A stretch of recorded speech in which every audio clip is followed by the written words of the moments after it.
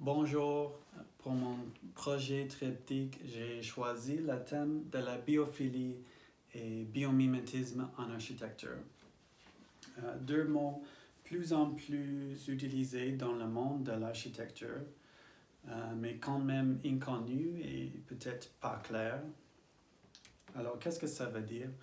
La biophilie, tout simplement, c'est l'idée que les humains aiment la nature et on a besoin de la nature. Alors, on préfère la lumière naturelle. On a les plantes dans nos maisons, etc. Et le biomimétisme, c'est plus spécifique.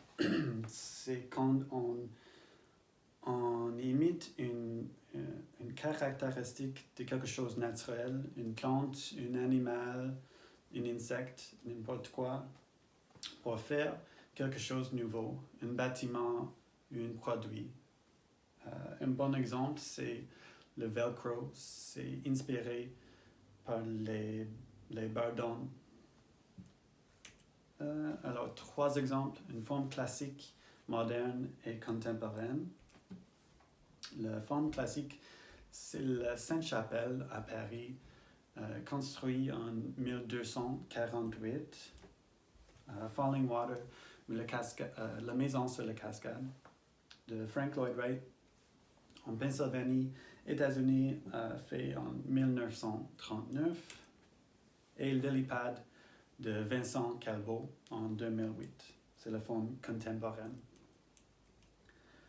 Alors, la Sainte-Chapelle, c'est une église, évidemment, une église gothique qui est caractérisée par la verticalité et les vitraux.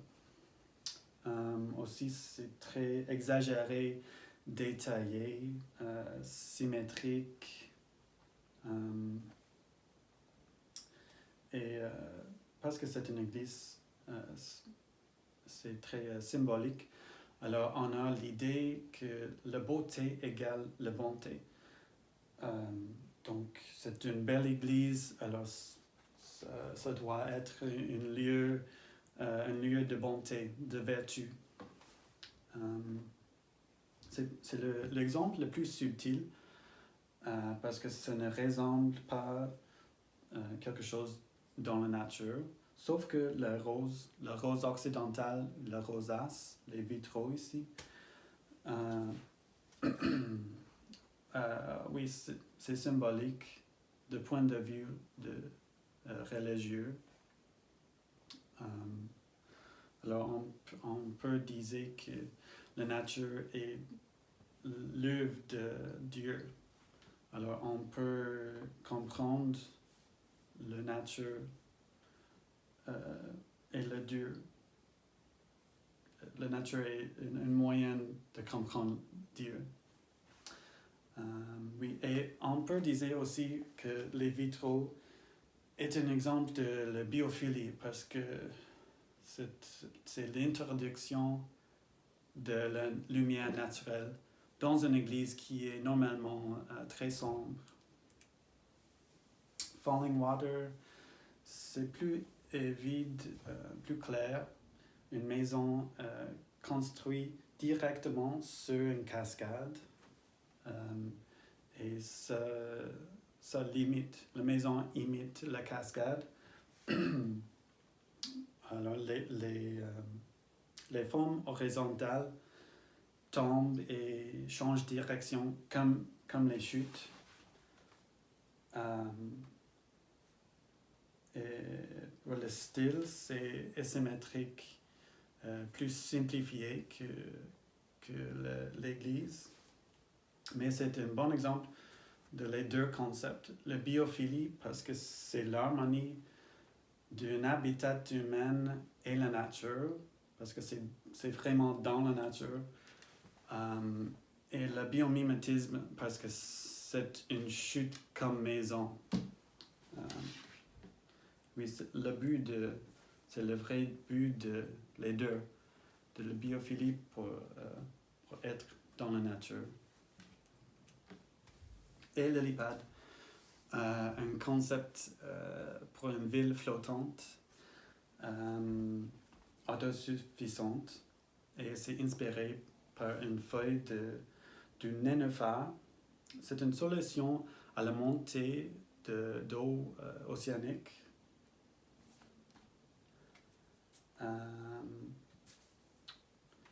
Oui, c'est très durable, autosuffisant. Alors, ça produit toutes les énergies et se produit plus qu'elle en consomme.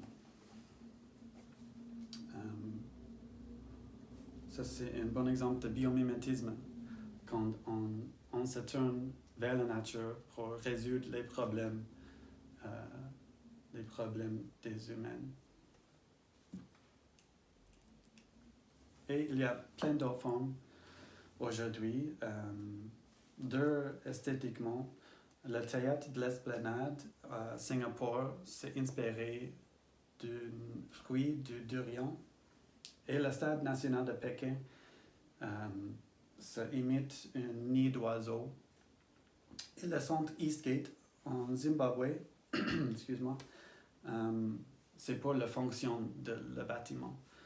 Alors, ça imite une termitière.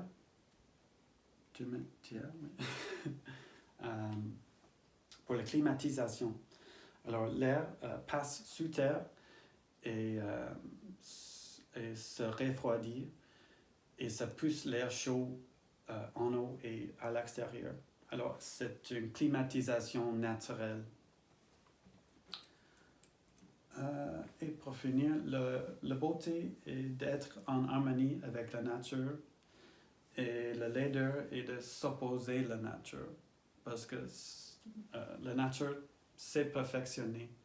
Ça fait des millions d'années. Alors, c'est parfait, la nature.